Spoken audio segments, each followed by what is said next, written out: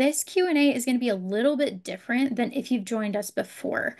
So typically we have a deep dive topic that we're going to talk about a specific feature or a way to use Keeper. Today is truly just an Ask Us Anything. We have our full demo account open.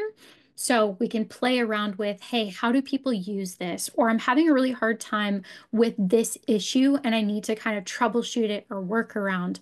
So this is your fair space to ask any question that you've had in your back pocket or that you're now coming across within Keeper and have somebody to brainstorm with you with a live working demo so you don't have to mess up your account. So that's what today's Q&A is going to be all about. Now, what we're going to do is, like I said, this is just an open Q&A.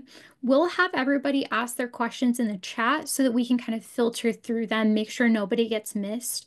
I'll do a quick intro about us in case this is your first Q&A with us. I don't want to just run in and be like, hey, who are these people that are talking to me?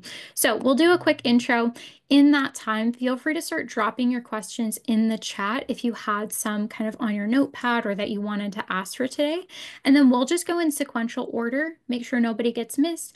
If we go a little bit over time, we have a little bit of extra time, but I'll do a quick wrap up at the end in case you do need to leave at the top of the next hour. So with that being said, feel free to start putting your questions in. In the meantime, a little bit about who we are. So Jody and I started Hughes and Strong, goodness, almost two and a half years ago, something like that. Getting It's close to flying three. by. Yeah.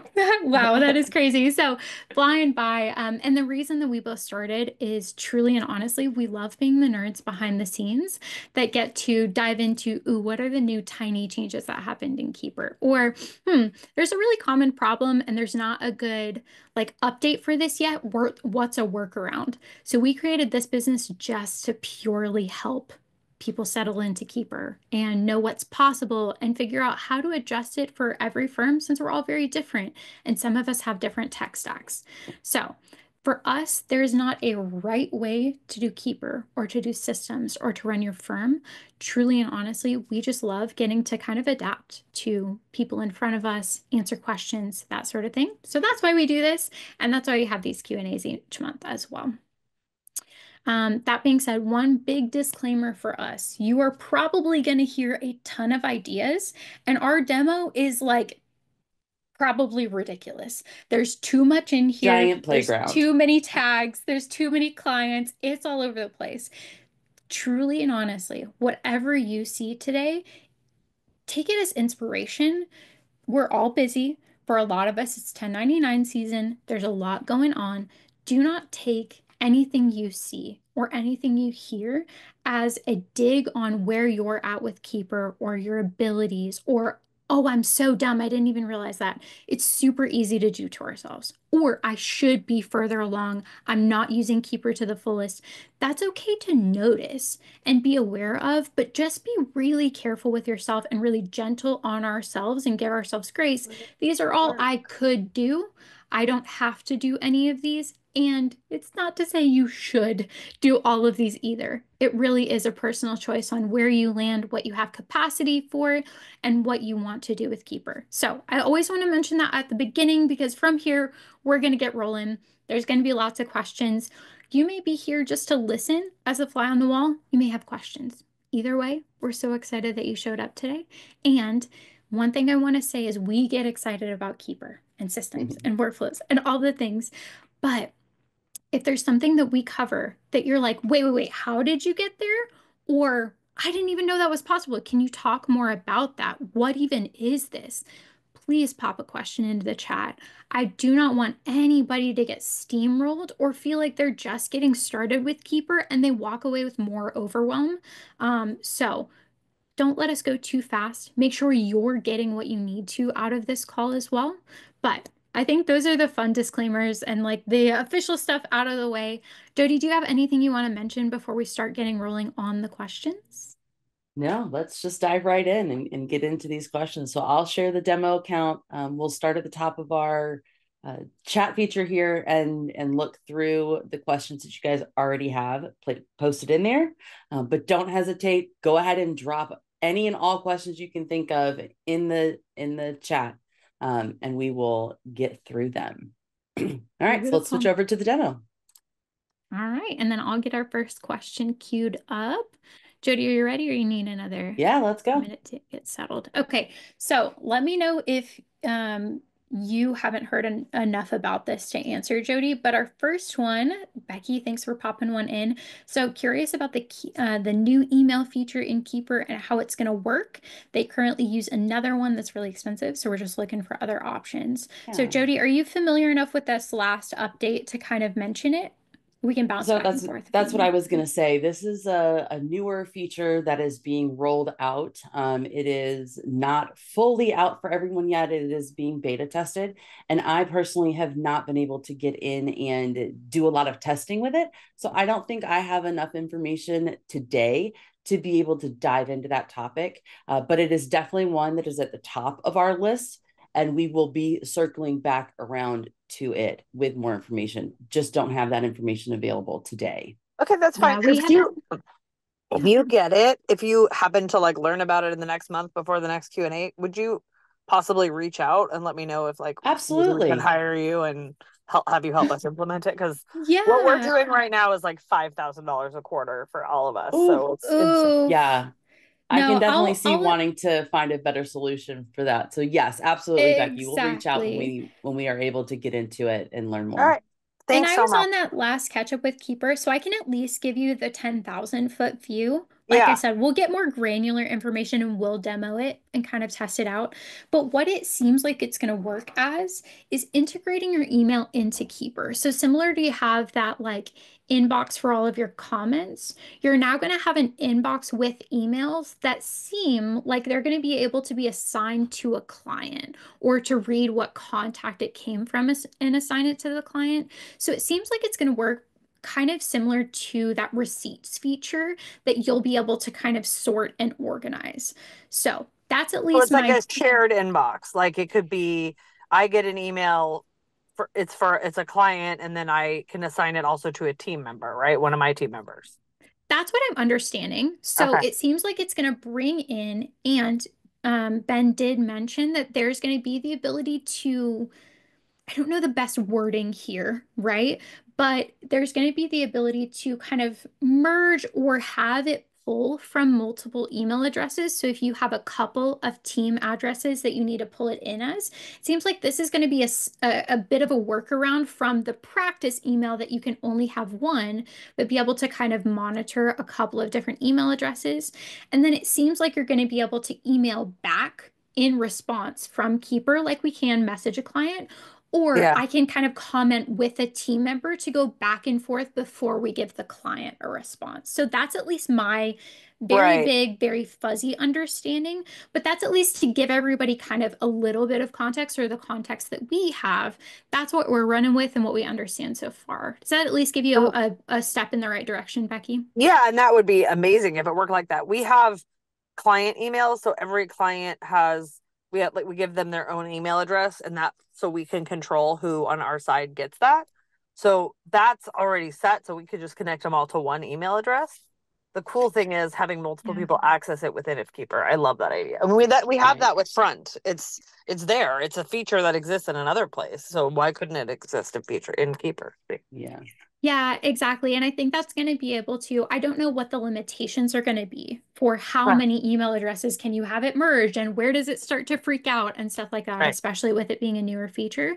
But it at least Okay. seems like there's going to be some integration so that it's not just one way emailing in Keeper where we can message, but if they reply back in the email instead of going to their client portal, you're kind of screwed. Or, those other pieces. So it seems like that's the step that it's going to go. But like I said, we'll hop on that beta if we can, or email Ben to get on that list to start playing around. And then we'll let you know if we have any other info. Okay. And then one other question just about how it works now. You just mentioned if a client responds rather than go into the portal. One Mhm. issue that we have is our client has to go into the portal to see what it is that we said to them. It doesn't like Correct. show it in the email. Is that ever gonna happen where they'll see the task like in the email? I don't know that that's I, on the roadmap, but yeah, I Or don't is have an that it's official not possible answer. to like make that happen, right? You can't like set No. aside. So at least what I understand is that's from a security aspect. Like, I Right. don't, from that trying to be a secure portal and communication platform, I don't necessarily, again, we don't work with Keeper or for Keeper, we work with Keeper. Okay, so I Right. want to be careful about how I say this, and we'll kind of get confirmation if we find out something different.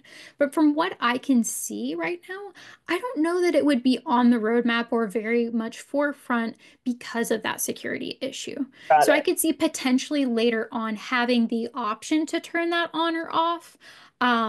But at least at this point, I haven't heard any Yeah. murmurings about that's right on the cusp or that's necessarily even being considered. So that's at least kind of quick answer, but not anything that I've seen any chatter about from the team themselves. Okay. Great Okay. question, Becky. Thanks for popping it in. Yeah. All right, so we've got a question from Julie. In the account reconciliation, when you drill down on an account, loads all the transactions, what's the purpose of this, and how do we make it, how do we work within that?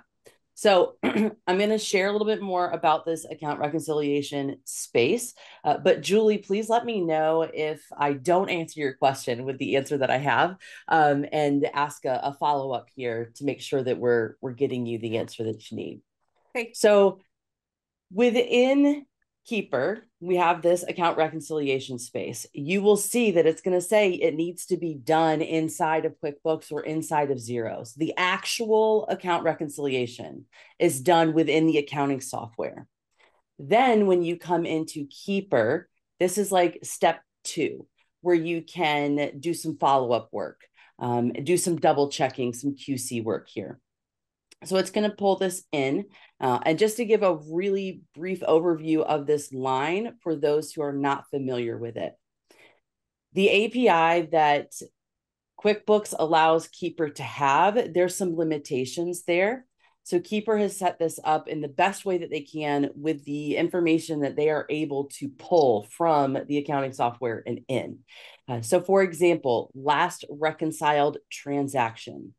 Unfortunately, the limitation here is they can't pull the reconciled through date. So when you're reconciling and you put in the ending balance and the ending date, they can't pull those two pieces of information in. All they can do is pull the last transaction information. So the last transaction that is reconciled, that date is what shows up here. And the balance at end of month. This is literally the end of the month. So if where this sometimes gets off and people get confused is a lot of times with credit card accounts. Those ending dates for your reconciliations are in the middle of the month. It might be on the 15th of the month, but the balance that is shown here is going to be the end of month that previous month. So if you are reconciling December and the credit card transactions go through January 4th, you're not going to see January 4th date balance here. You're going to see the December 31st balance. So there may be a little bit of confusion there. I can get into that in more detail later. That's kind of in the weeds. If you have this column turned on, which is a feature that you can turn on in your practice settings, this will show you what the balance was at the time that you completed this. And here you can see it's changed. It's now in yellow, meaning that something has changed between the time that I marked this off as I have completed my reconciliation and today. So there's been some type of change within the transactions that has changed that amount. And if I hover over, you can see that it gives me a little description and explanation of why this has changed. When you reconcile it the first time, it'll show this way. So once a change happens, then it'll flag you here as well. But okay, now let's get into the real answer for your question is this actual report that comes in here. So the data that Keeper pulls in is the actual register for this account. And it's going to show you everything that has been reconciled, not reconciled, but it's cleared and uncleared. So the way that I use this report is I pull it in, and then every month after I complete my reconciliation, I will come here to the cleared column, find all of my reconciled. That means that it's reconciled. I know that I've processed them, they're cleared, they're good to go, and then I mark them reviewed. So that moves them over here to this reviewed tab, and it clears them out of the way. And I'm just going to do this real quick so that I can show you how that works. So I always bulk select them on this side once I've had it filtered. And then I come down and click set status and mark them as reviewed. So that clears them out. I know those transactions are good. And what that leaves me with are the uncleared and the cleared but not reconciled. A lot of times my cleared but not reconciled are transactions that will clear the next reconciliation. So that following month, that'll clear out. So typically those I don't have to concern myself with because they're going to clear the next time I come through. The ones that I really pay the most attention to are the ones that are marked uncleared. So this is where I can find duplicates. Sometimes this is where I'll find those checks that never cleared. You're like, wait a minute, that check's been sitting in there for months. Why hasn't it come through yet? Well, I can come over here and ask my client questions about that. So yes, this is exactly the same information that you have in your accounting software. The benefit and the beauty of reviewing it again here is that ability to communicate internally with your team through the chat here, or ask your client follow-up questions about it so that you can get it resolved, so that you can clear it out. So hopefully that answers your question, Julie, on how we usually use this report. It does. I figured it was just there to take time to load. It's just there to slow me down and get me a loading screen. No, I definitely feel that. And this in itself can be a bit overwhelming, especially if you have one of those clients that has like 20 accounts or something like that. Yes. One thing that I will mention, super helpful. I love that Jody kind of talked through her process of how she actually uses it to be beneficial and not just overwhelming. The other thing that I'll say is that in itself, these don't open unless you click into them, just like any other task to see the checklist or to see the account. So if we're already having a bit of a frantic day, I am not interested in all that loading time. We can keep it closed and check it off and use it as a checklist. But there's kind of the full spectrum from I'm using this as a checklist and not really going deeper, all the way to what's the max that we can really utilize this for, so that you can find where you land in this season of your business and just kind of moving forward. One other piece that I'll mention here, Jody, can you open that one back up? Yeah. One thing I've heard a lot of people talking about here recently, and these have been popping up in more and more spaces, you do have a text search here. So you do have the option to search up at the very top of Keeper for this client across everything. But I've also seen a lot of people that are like, oh, dude, I know I need to ask a question about this. It's not showing up in one of the reports because it's not uncategorized, but I know I'm going to need to ask about this. Where can I easily find it? This is a really easy place to be like, all right, I know there's something weird in here. I don't want to have to mess with the different reports or get it exactly right. And I don't want to go hunt through QBO.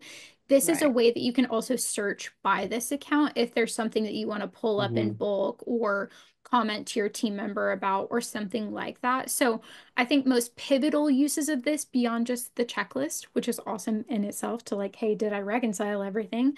Beyond that, then you have the opportunity to look for uncleared, to ask client questions, to ask internal communication, or to just search. So does that help give you And some? I've also seen some people use it to double check that, okay, for this month, I've everything for cost of goods sold in the correct category, expense accounts. So it's another place where you can review that and easily make changes in here instead of, in our accounting software, it takes a while to look at it, open it up. This sometimes is just a bit faster to make those minor updates as we go through. What was your follow-up question there? So yesterday we just ran into this where we couldn't remember the exact amount of a check that we had written. We knew it was in the ballpark of 75 to 100,000. Would that text area be able to do a search by like 75 to 100,000 and bring up the results? Don't think it will do a range. Yeah, I think it's I don't looking know for that it'll. exact, but you could come Okay. here and select your And you can range from also like there. click the top, hold shift, and then go down to the bottom one to kind of select Mhm. any in between those so you don't have to do the individual clicks. But Okay. that's what I would actually recommend on something like that because that's going to pull from the amount category specifically. Okay. Yeah. Where that text search is probably best used for like a vendor, a description, Right. Okay. something like that. I think that's going to be your best way to search on that front is that Yeah. text search there. But then any other one, if it's a specific type or split or amount, that's when I would start using the filters on that column. Perfect. Mm-hmm. That's how I do it. Yep. Awesome. Thank you. Thanks for your question, Julie. You're welcome. Alrighty, What's moving right next? along. So Rebecca has a question. Recommended client support workflow if keeper emails are going to spam. Do you actually? I don't know if I have any. I haven't really run into that much.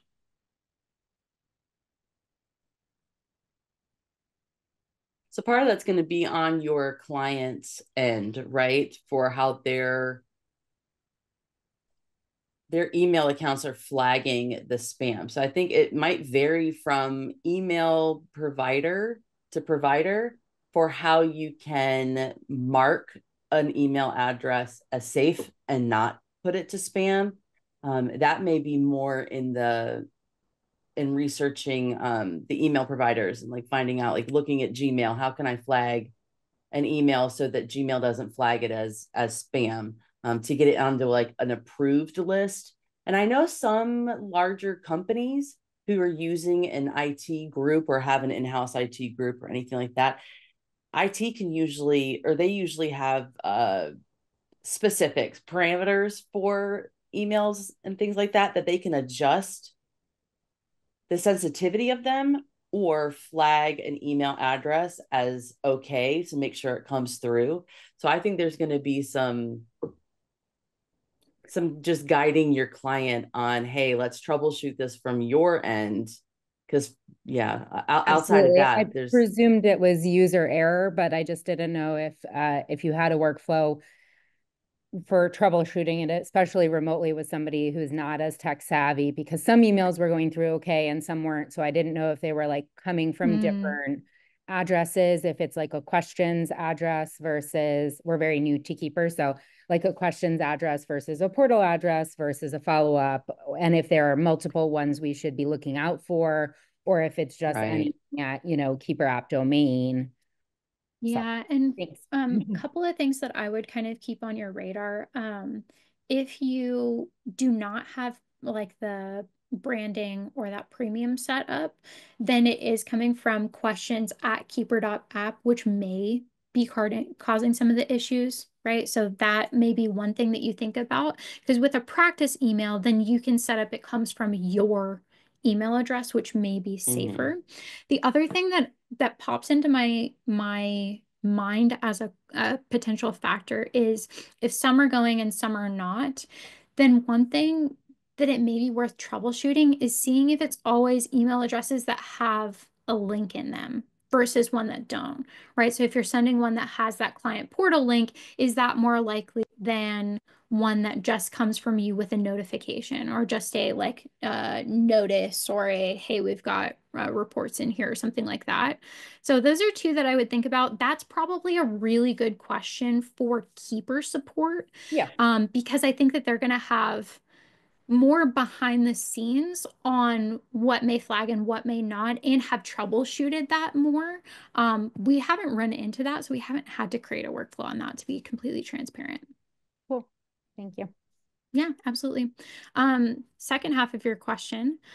So if we asked a client question, but you want to bulk change or edit. So Rebecca, is that change the question that you asked, or ask a question like a follow-up question. So maybe you asked for the category, but now you need to ask for the vendor. Or so I want to kind of clarify, is that we need to change the question, or I need to ask a follow-up because I answered this one, but now I have another one. It's a combination. If we've like asked maybe for some specific vendor information and realized we've checked off a wrong group of transactions and asked, hey, what are these Venmo transactions for? But they were PayPal or like that. And we want to bulk change what that particular question is.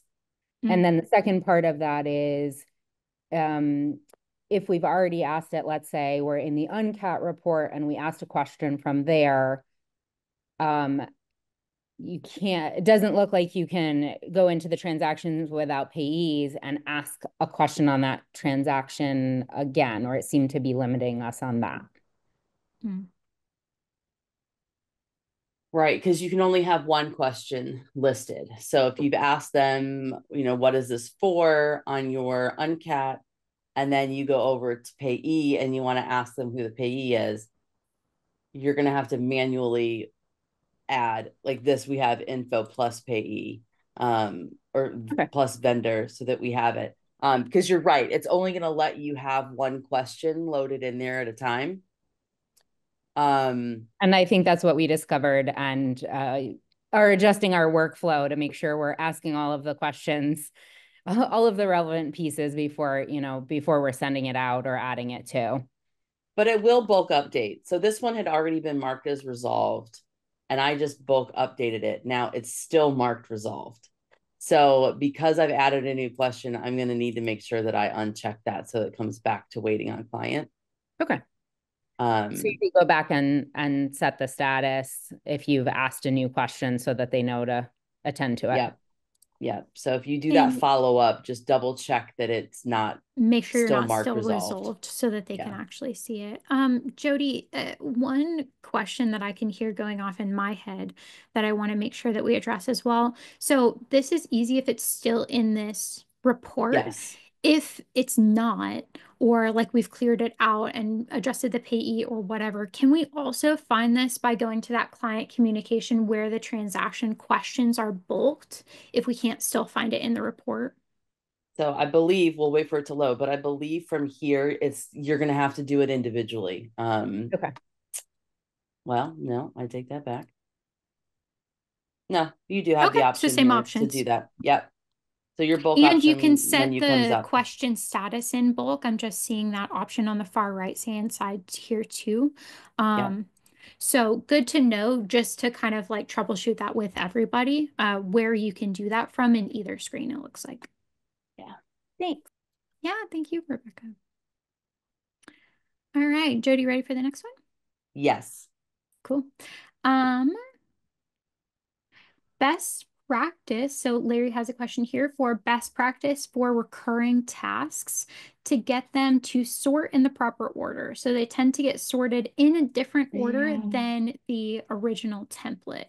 So if you're talking about templates, this actually makes it seem like you may be talking about just questions that you've asked in like an onboarding template and they're showing up in a different order. Larry, let me know if you're talking specifically about recurring questions that you set up to drop in every month on the 5th. But we'll answer the question about like template questions getting reordered in case that was your question. Okay, the way that I read it was about the tasks. So reoccurring tasks in this custom section. So just recent update. Recent update for everybody. This area is no longer called non-closing. It's called custom tasks now, because it encompasses all sorts of things that you can do in here. So this is a popular question of how can I reorder them, especially those that are recurring, and I check them off, and then when they come back in, they're in a different order. Yeah. I wish I had a better answer for you, but the answer is there is not a way yet. There are definitely feature requests out there to help with this, but there is not a current way to sort, or we can filter by tags if it's tagged. But other than that, we can't sort like by the due date. That's another really popular one. It's like, I want these to show up in order of when they're due. But what I've found is that when you've completed one, it just kind of goes to the bottom of the queue of the due later. And then when it comes back, it's kind of haphazard right now. Again, there's feature requests. We'll include those in when we send out the recording from today, so people can upvote that request to have more capabilities in here for sorting or rearranging those and making them stick in the same order that we want them to be in every time. But yeah, these reoccurring tasks just kind of pop in however they pop in. Okay. Yeah, and I know that's frustrating. We personally use use this system for our side as well, and it's like I want the top to be the top. I did, Larry, if you'll find your question in the chat in the next thread, so like a reply under, I did go ahead and post that canny request for maintaining that same order. I've heard a lot of people kind of mention that again. It's kind of resurfaced that conversation. So I'll make sure that it's on the team's awareness that even if we can't sort something yet and choose it, can we still maintain the order that it dropped in the template? So Yeah. I'll at least pass that along to the team because I know it's a common frustration, but there's your like feature request so that when they make that live, you'll see, hey, this has been completed. So that's what I would recommend on that side. That is a good point to throw out there, is that if you upvote a feature request, when they make updates to it, whether it's planned or they complete it, you get a notification in your email that tells you that it's been updated. So it's a nice way to be able to watch for those feature requests that you're looking for. But one more thing on this, Larry, is that a workaround that we have seen people use is to put something in the beginning of the task name to say, like number 1 or A, B, and C, so that people know, hey, this is the first step that needs to happen. Then this is the second step that needs to happen. So that way, even if it comes in out of order, you have that drawing your eye to, no, this is the order I want you to complete these tasks in, even if they're not coming through here. Okay. Yeah, that makes sense. And I noticed that a lot of your templates have numbering systems built in. So yeah, that makes sense now. So that's why to kind of do what we can to give the team the feedback, even if the system isn't quite working the way we want it to at this point. Perfect. All right. Thank you. Yeah, absolutely. Thanks for popping on. In case, for those who are newer, I was just going to add one more little thing. For those who are newer to Keeper, in any of these sections, if you're wanting to reorder them, click in the blank space here, hold down and you can drag them. So you can reorder them. Now, that's not always helpful. You don't want to have to redo that every single time. But that is how you can reorder them. If something's bothering you and you want it in a different order, you can do that. If you do that reordering down here in the closing space, that will stick. So that will stay in that order that you drop them, that you rearrange them in down here. Gotcha. So the next time you open up, like, let's say the next close, it will stay in that order. Okay. Yep. That's good to know. And that same trick to reorder works in the templates as well. So if you're brain dumping tasks and you're like, oh, boogers, I forgot, and this needs to go like first, I don't want this later on, then you can reorder. Sometimes, for whatever reason, one of them will get stuck. So occasionally I've had like the first one does not want to move. What I've done is you can either go out of the page and back in. That's kind of the IT answer of let the page reload and try it again. The other thing is move any other task and that one will follow suit. So if the first one's stuck, I can move the second one above it and then everything kind of goes back. So the team knows about that bug. I've been one to be like, hey, this is kind of weird. Just wanted to let you know about it. But if one of them does get stuck, those are kind of your two options on that front too. Thanks, Jody. Yeah. All righty. So is there a way to bulk assign a due date in your sections? So really good question here. So bulk assigning due dates in your closing area. I know you're asking about the other one, but I'm going to show here first so people have that comparison. In your closing area, let me find one that actually has something in it. Okay. you can come to the little more options over here and you can bulk assign to. You can also bulk assign or set due dates. So this is for all of those closing sections. We have those options. Up top, click here, you can bulk assign here as well. Because these custom sections here are ones where the due dates have some special things that you can do for reoccurring and all of that. That option's not here to be able to bulk set the due dates, but you can bulk assign. There's a little bit of the differences there. And for the bulk assigning and bulk set due dates, anything in the closing area, you can do that with. So even custom sections that you create in this area down below, you'll have those features for your custom task sections up here at the top. Those will only allow you to bulk assign. Perfect. Yeah. So that seems like the TLDR answer is closing sections. Yes, we do have that option. Non-closing or now custom sections, you don't have that option, unfortunately. I did just For double setting the check. due dates. Yeah, exactly. But For setting assigning the due date. the person you can. Yeah. And I did just double check to make sure in the task list we couldn't bulk update the due date, and that's still correct as well. So it seems like either way you want to go, that does need to be a manual, at least on the due date side of things. Right. One workaround though, just depending on the size and the scale of what you're trying to update and if it's across all clients, you could create a temporary template that just has that task or a couple of tasks, set a due date in there and then apply to clients, right? So if it's like a payroll or something like that, that may not work for every example, but that's another option if you don't have like client specifics or something like that in there and you can drop a new task. That template may be able to make that due date a little bit easier to navigate. So there's the only workaround that I can think of in my head. Okay. All right. Thank you. Yeah, no problem. Yeah. Alrighty. So Megan has a question about how would you recommend to best set up Keeper to have more of your data entry team members doing more of the basic tasks and then signal to me as the reviewer to take over for some of those more accurate like categorizations or accounting entries or finishing the month-end close. Yeah. So I'm going to give you my favorite way of doing this. I'm sure there are other workarounds that we could discover.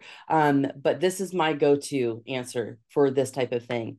Is if you're having one person, let's use these tasks as an example. You have one person going through, then you have a second person coming back to review QC and just, give the final check off. What I like to use is the task status, and I mark it as ready for review. So that's part one, is having somebody come in and the data entry person would mark it as ready for review. The task statuses do not currently have a way to auto notify anyone. So the second part of this would be that whoever is doing the reviewing, I would recommend having a custom saved view on your task list that you can check at regular intervals for those items that are ready for review. So you can come, let me get to that. Ready for review. I think I had one saved in here. There we go. So I just come into my saved view, ready for review, and then I know, okay, all of these tasks have been completed. Now I can jump into them and review them and mark them as complete. So that's my go-to. The other one that you could do as well is have the data entry person mark it as ready for review and then add a comment and tag you and let you know that, hey, this is ready to go. So those are the top workarounds that I've seen. Yep, that's some really good options when it's like task by task. So I did the first pass, but I need you to come in and double check. You see this a lot on financial statements review. So not exactly your question, but another good example just to kind of get your mind around it for, hey, I did first pass, please come in here and QC. Now, the other thing I do want to mention is if it is more, it's not necessarily specific task, but it's like a part of the process. So they've done the weekly categorizations, and now it's over to me to reconcile. The other option is to have your client status notify you when that status has changed. So when it's passed from one person to the next. So Jody, if you don't mind going to, thanks, it looks like you're already on the right page, or in the same step with me. So what that would look like, we see a lot of times as a ready for review or ready for reconciliation. So to edit those statuses or to set it, so your first person would be in doing their weekly, they would come up here to adjust that status to ready to reconcile. And then you can create a notification to where anytime that status is updated, it notifies a certain person. So in this case, you. So to adjust those individual statuses or to set up your notifications, we went to practice settings. So it's like your icon in the top right, right by your logo or your initials. Practice and statements. This is now called workflows for anybody else that's looking for tasks. This has now been adjusted a little bit. And then you're going to look at close status options. So this is where you could add a new status for ready to reconcile. So we have like ready to reconcile, ready for review, or needs adjustment. Again, we have way too many ideas in here. Don't feel like you need all of these statuses. But any of these that you create, you can color code. So that's really nice. But that notifications column is going to be your money here. So this means in this example that ready to reconcile in green notifies whoever is in the reviewer role on this client. So preparer does that data entry, they update the client status, and that will automatically send an email to that next person in line. So you can assign a role. So if you have roles turned on, prepare, reviewer, manager, or if you've renamed them, or you can set a specific person. So if you know, in my business right now, it's always going to be me. You can set that user, right? So you can set it to always notify you or the next person in line. And then this is actually really helpful if you need to pass it back. So you can see the needs adjustment is an example for, hey, my first bookkeeper is going to mark it ready to reconcile. That'll let me know that I need to, it's on my plate now. But if there's something they need to go back and fix, I can also adjust that status and have Keeper notify them that there's something that needs adjustment in there before we go along. So hopefully, like, let us know if that got a little bit too in the weeds or if we need to kind of clarify. But there are your two options for if it's a specific task that you need to pass to the next person, or if it's like the process overall needs to pass to the next person. So there's your kind of two options there. Yeah, Julie, I see your hand up. Okay, sorry, I didn't know if you could see me. Yeah, no, you're fine. You're fine. On that where you notify, do they have to be in Keeper? Like I have people outside that don't, I just want to notify them that it's done because then they go into QuickBooks and look at the stuff that they need to look at. Can I They will notify? have to be a user. Okay. So you Yeah, can so you set them up as being a user here, manage users, and just limit who they have access to or not have access to. I think you can have somebody with nobody, right? you can shift click if you want to, because you got a lot there. Am I limited on how many users No, it won't I let me can do have? that. Not that we're aware of. We at Okay. least haven't found the limit. Okay. So we'll say it that way. There may be Okay. one at one point. But I So think as long that's as what they're I a would user, do. you can have them selected for that notification. Perfect. Yeah. And while we were talking about the task status, this is where you can create those as well. So same page workflows, it's just going to be all the way down here at the bottom, task status options, and you'll see that we don't have that option to notify or color code or anything like that, but we can add them in here to make them have options, and then we can use those saved views as ways to filter through so we can see them. But that's where that is as well for you to be able to add more. Awesome. And that specific, like the task or the task status, not being able to notify that next person is specifically the reason why, if you're going to use that workflow, having a saved view, so it's part of your daily routine to go through those ready for review, is a good step, because you're not going to get that external email if you're not in Keeper and you don't see that status change. So that's kind of best workaround on either of those fronts. All right. Oh, while you're in here, Jody, I actually have a really fun question. So, Rebecca asked, how did you get the color-coded dots next to the sections? So we're emoji people. It's not a fancy answer. We just copy and pasted the emoji circle in the color that we wanted. But just letting you know, you can absolutely use emojis in here. Honestly, we just used the keyboard shortcut that's on either of our computer, or I like emojipedia.com. So like Wikipedia, but emoji at the front, so that you can search yellow circle or blue rectangle or whatever you want in there. So nothing super fancy, but if anybody else is wondering that question, that's how we got those. Yeah. Just makes it a little bit more fun and colorful, and my eye goes there a little bit easier as well. All right.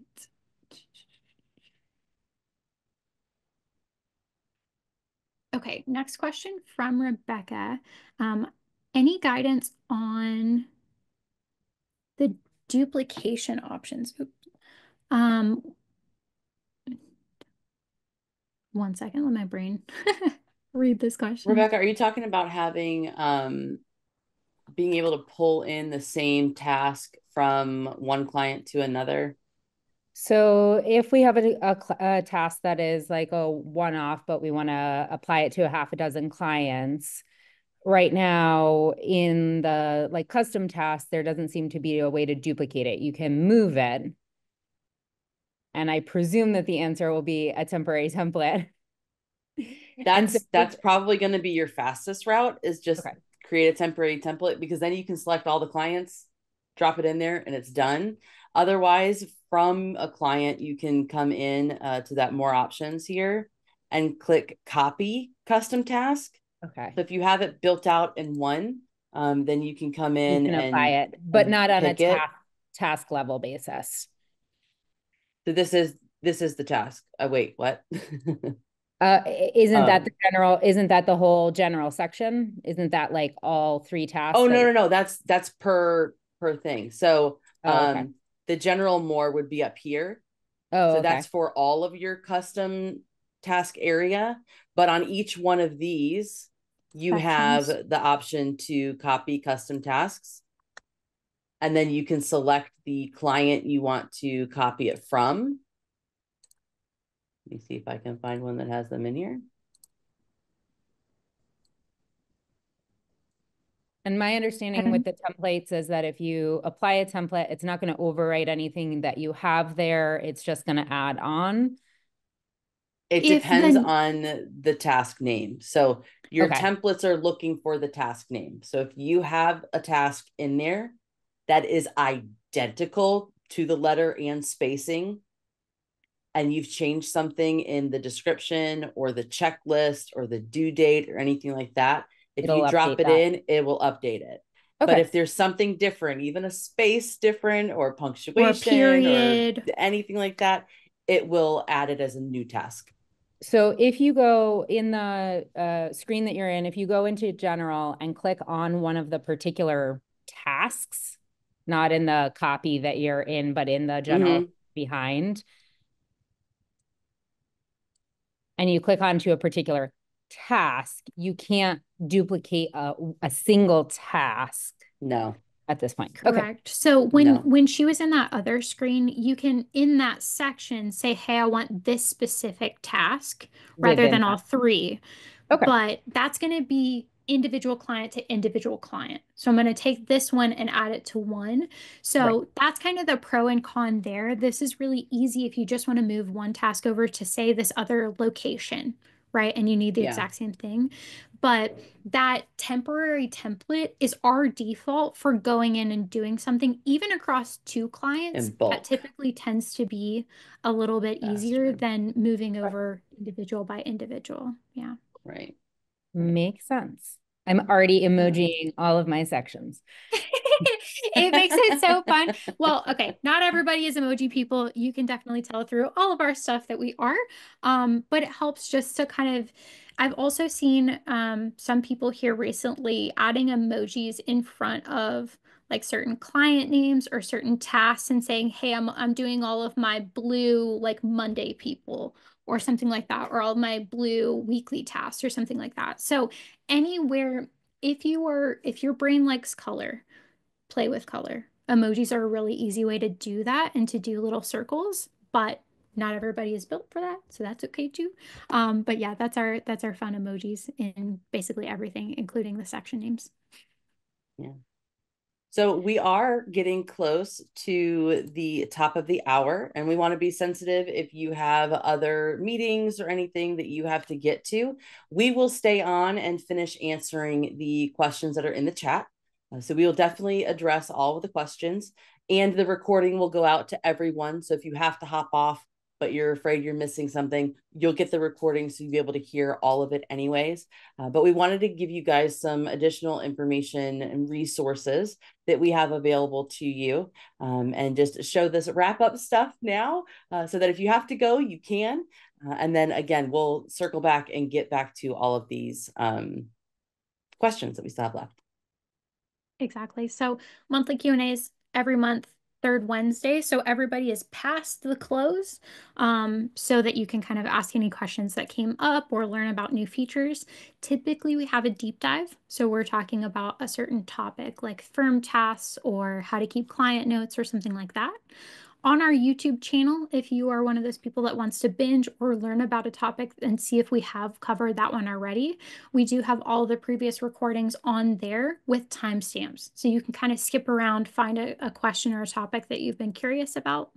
And then we do have a handful of just free resources like inspiration for what could you do with tags or how to customize your client portal on that additional resources page that we have. All those are free. These are all of our free resources. So we just want to make Keeper more accessible to everybody and give people the option to make it what they need to. Now, that being said, we do offer support. This is what we do. This is what we love. So if there's anything along your journey that you need an additional set of hands with, whether it's team training and getting somebody up to speed on how Keeper works and you're still learning it yourself, we can be your cheerleaders for that. If you have set up some things in Keeper and you want a second opinion, or you want to know what you can do to level up Keeper even more, we do diagnostic reviews where we can go in and take a look and then sit through and kind of talk through our recommendations with you and play around in our demo for your specific case. And then we do offer more support. So if you want somebody to help as you're DIYing it and you want some templates to get you started, we've got you there. Or if you're just like, dude, I don't want to set this up, I'll tell you what you need and what every client needs, but please don't make me do the clicking. We can also do that as well. So anything along that spectrum, anywhere that we can make your load a little bit lighter, we're happy to help on that front. Yeah. And we are excited to share that our team is growing and we are hiring. So if you or anyone that you know might be interested in being part of our support team, we do have more information out there for you to be able to learn more. We've posted this on our Facebook page as well as the Keeper Facebook page, just letting everybody know that we are hiring in our fulfillment area. So just exciting news to share there. But we're going to jump back over to the demo and continue going through all of the questions that are still here. So if you have to run, we're glad that you joined us today. But of course, stick around if you want to, and we'll keep going. All right, What's our next question? I gotcha.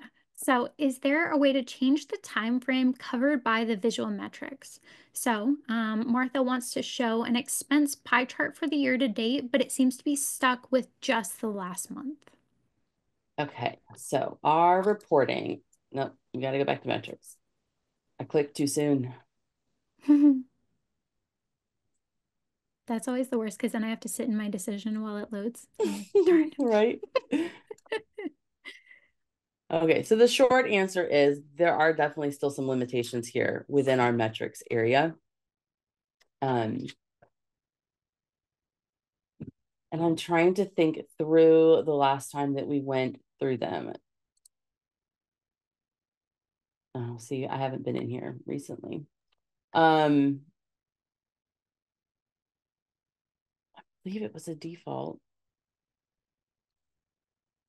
I don't think I've seen an update come through where we can adjust the time frame.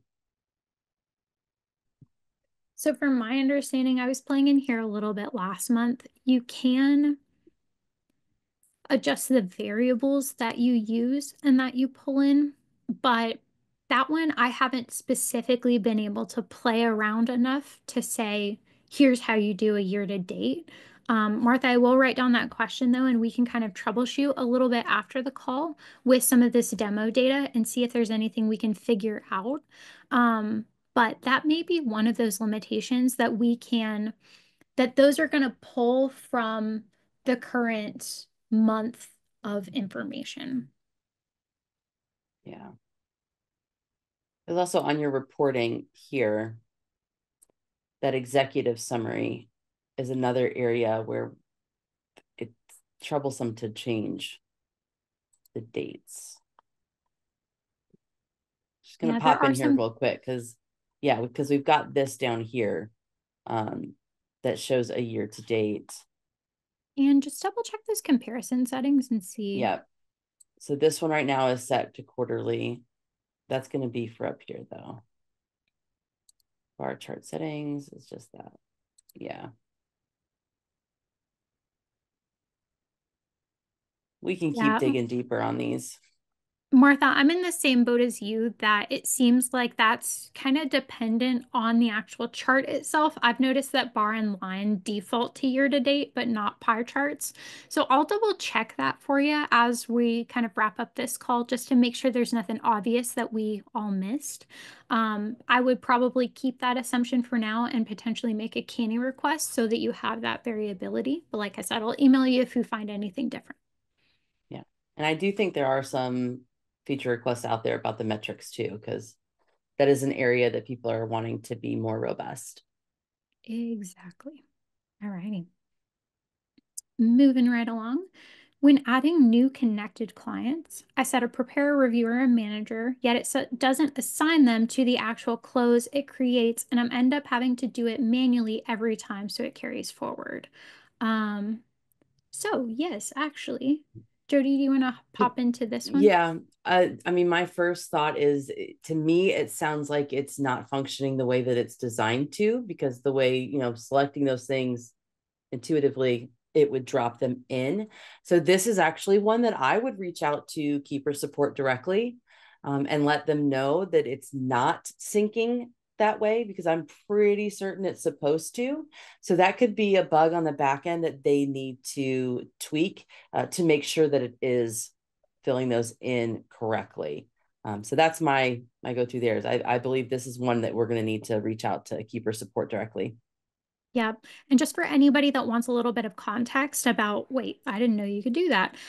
So what you'll need to have on is turning on those roles in your settings so that you can assign prepare, reviewer, manager. So that's in workflows, and then you can turn on any of the three that you want. So if you only have 2 levels on your team, you can just do those 2. And then on the override assignee labels, that's just to rename them. If preparer breaks your brain and you call it data entry or bookkeeper or something like that, you can always change those. So you've got to have those turned on first and foremost, and then when you add a client, you can set those. The other thing that I would think about to troubleshoot is making sure that you have those tasks assigned to the role in the template. Sounds like you have already done that, Ellen, so that's why I kind of also kicked to this is probably a support question. But if there's anybody else that is trying this and hasn't checked their template to make sure the tasks are assigned to those roles, that would be where I go next. So Jody, do you mind popping into a template to kind of show how to set those up on the task level within that template?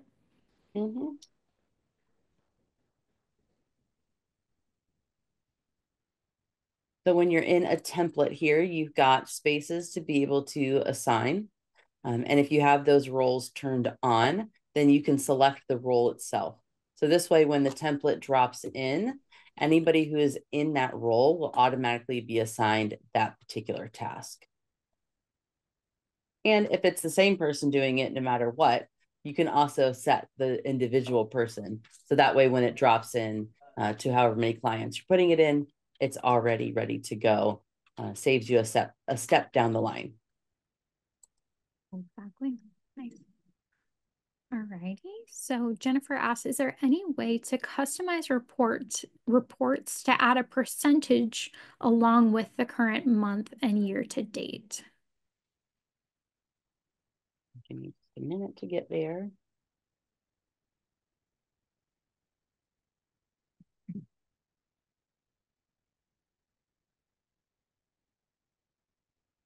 And I have to go back to a previous one.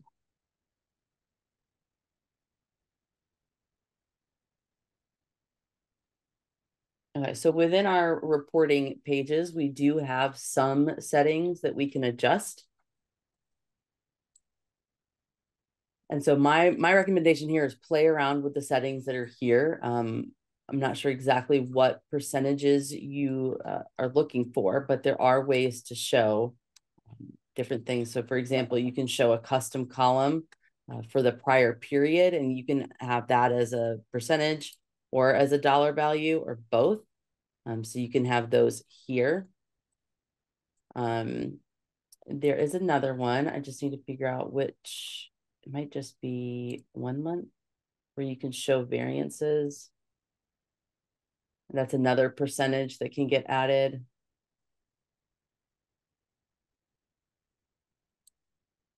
If I take that off.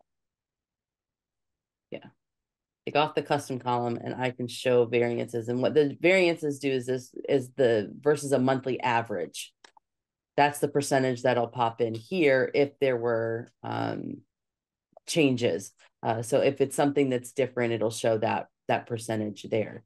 So as it stands right now, those are the only percentages that I know of that we can have added in there. Percent of revenue for all expenses. Okay. So we can add multiple reports, but I don't believe that the profit and loss percentage of income is not in here. I do believe that there's a canny request out there for that one though, because that's a specific report that I know QBO has, but there's not a way for us to manually get that in there. Yeah, so we'll look around for that canny request specifically for that percent of revenue because it is a report here, right? But the other option in the meantime, you could create a metric with some of that similar information potentially.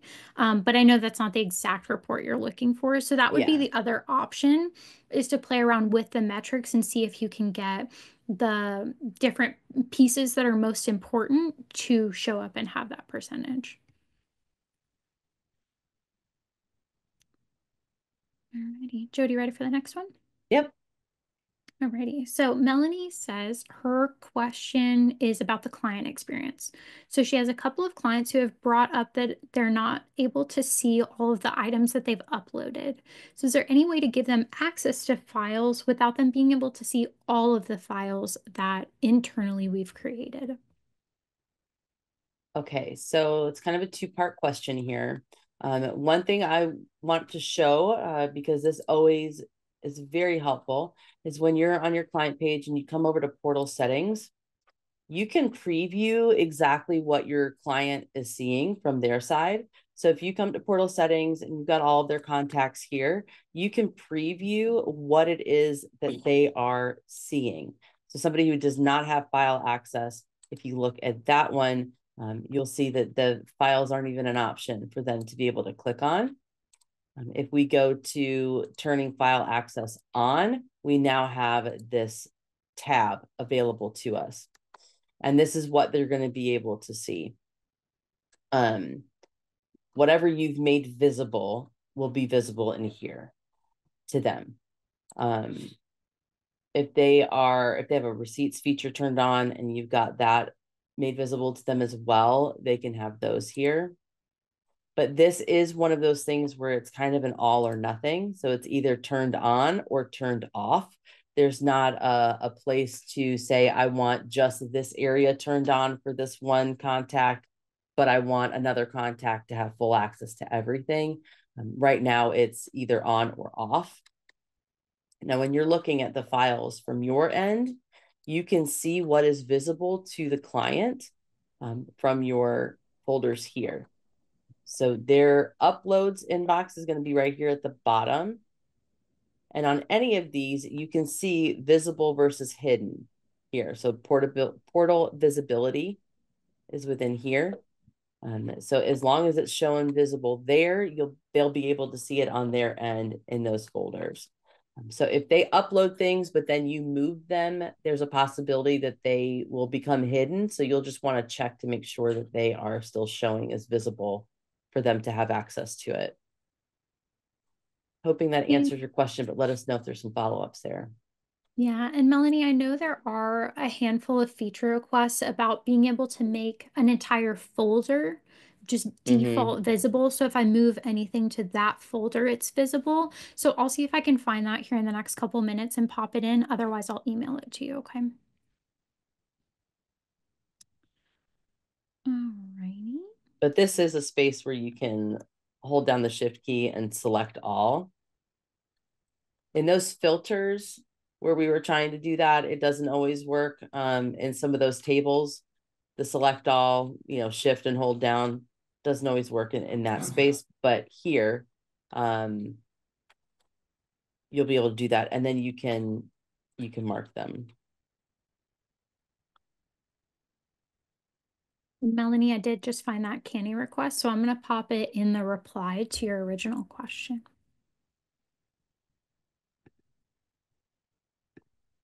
Alrighty, we've gotten to the end of our questions. So if anybody's hanging on and your fingers just aren't quite fast enough and you were trying to get one out, or you have one that popped up about the last couple of questions we went over, feel free to just unmute yourself and kind of chat. We'll keep it a little bit more informal here. But if we don't see anything come through in the next minute or two or anybody pop up, then we'll go ahead and wrap this up.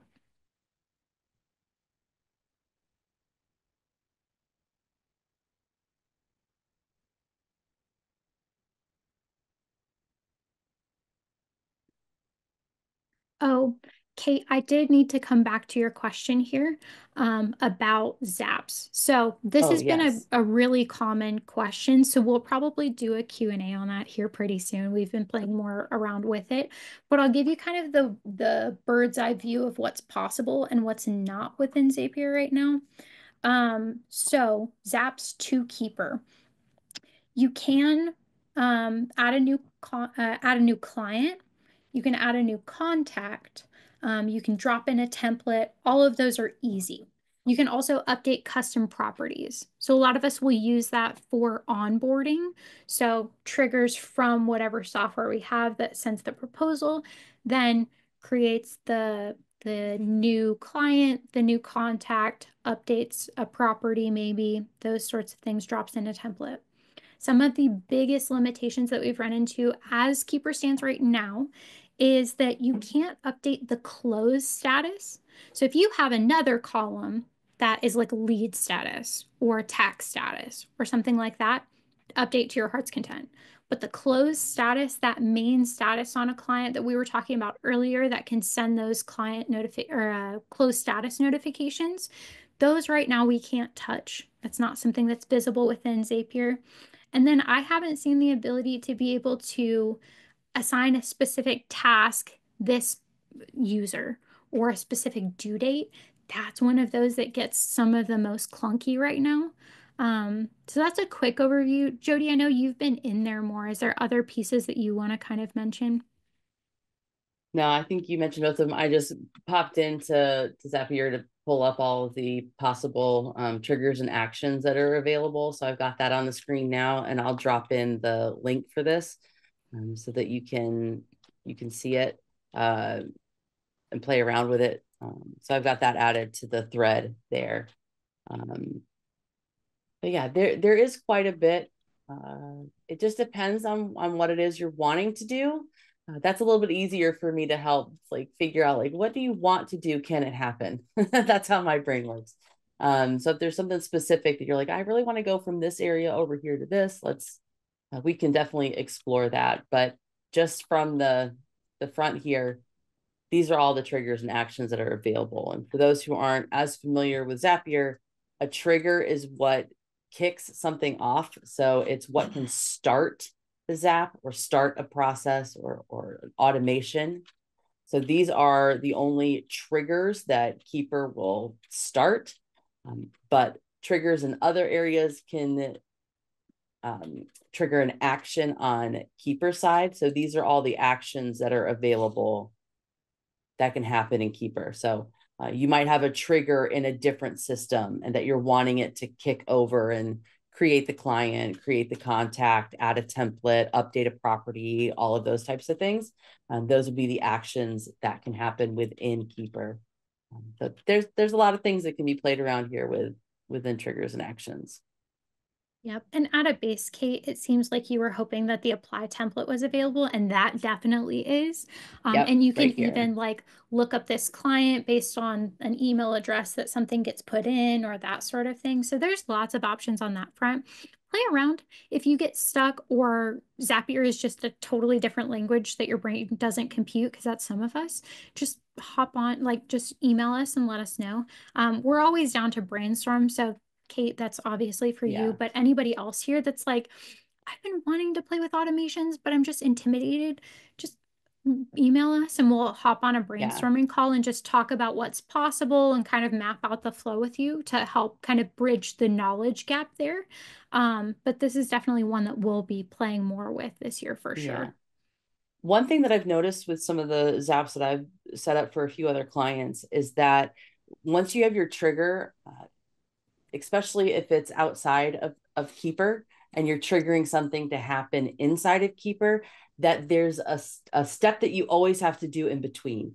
So for example, I recently set up a trigger from somebody was filling out a type form, and we wanted to take all of that information that they filled out in the type form, create the client, update properties, add a contact, apply a template, like all of that needed to happen inside of Keeper.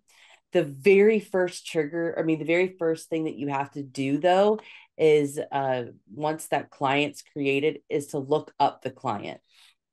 So you can get it to create one, but then if you're wanting to have other Zaps to be applied to one that's already created, then you'll need to look up that. So another example is same client, we were setting up, okay, once a meeting was scheduled, I wanted to update a property in Keeper. Well, so we went from Acuity to Keeper, but Keeper needs to be able to find that client and match them somehow. So this action here had to be the first one. So it was like the trigger was a meeting was scheduled in Acuity. Then the next action was look that client up in Keeper by the email. Then I could choose any of these other actions, because what you'll see is when you expand them, this is what's needed. They need to have that ID of the client in order to create the trigger. In order to create the action, to do that step. And the majority of these have to have that client ID required. So in order to find that client ID, use this one first to look up the client by email. That gives you the client ID, and then everything else will fall into place for you. That was really in the weeds, I know, but reach out if you have questions. I just wanted to make sure you knew that, because it took me a little bit to troubleshoot. Yeah, that's one that you're like, how do I find the client ID? You just created this. So having that lookup step allows you to pull that information from a previous step. So yes, definitely in the weeds. You can tell we're nerds. This is what we love. Reach out if you are not a fellow nerd with Zapier. That's easy. We can help. All right. Any other last minute questions before we wrap up? Feel free to come off mute if you have anything. Alrighty, let's go ahead and wrap it up here. We could absolutely talk about Keeper forever, but might as well have some sort of ending point so we can all get back to our days. I will go ahead and send the recording out on Friday to everybody so that you can go back through anything if we went too fast or you needed to see, one of those pieces that we showed a little bit slower, or to kind of go back and see the exact clicks. But otherwise, we will have another one next month And that one we will go back to the deep dive topic and kind of go back into our usual flow. So thank you all for spending a huge chunk of your Wednesday with us. It is not something we take lightly, but this is our favorite part of the month. So thanks for joining us for some questions. Hope you were able to get something out, and definitely let us know if we got you lost in the weeds and you need some help now. Thanks, everyone. Bye.